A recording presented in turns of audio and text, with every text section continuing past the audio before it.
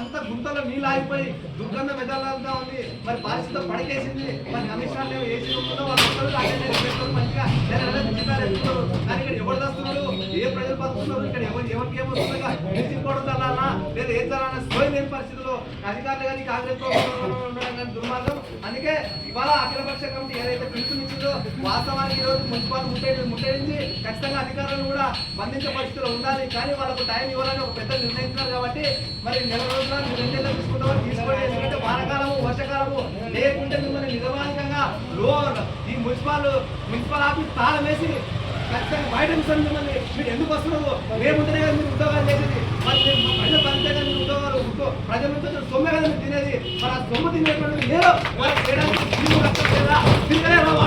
Commissioner గారైనా collector గారైనా ఎందుకు వాళ్ళకి విజిట్ చేయట్లేదు? ఒక ఆమె చెప్పింది ఆవేదనతో ఎంత భయంకరమైన పరిస్థితులు ప్రజలకి మరి ఇటువంటి వ్యవస్థలో దుర్మార్గం ఉండడం కాంగ్రెస్ చిత్తశుద్ధి లేదు, ప్రజలంటే లేదు, అభివృద్ధి అంటే లేదు. మరి మొత్తానికి ఓన్లీ కేవలము పైసలు దండుకోవడం అనుకుంటారు. నా రాష్ట్రంలో 4వ స్థానంలో ఉంది ట్యాక్స్, మరి 4వ స్థానంలో ఉన్నటువంటి రాబడి ఎక్కడ పోయింది? మరి రేవంత్ రెడ్డి ఎక్కడ కొడంగల్కి ఇస్తున్నాడా లేకపోతే ఎక్కడ ఇస్తున్నాడు? ఇవాళ మున్సిపాలిటీ అయితే మున్సిపాలిటీకి చెప్పాల్సినటువంటి బాధ్యత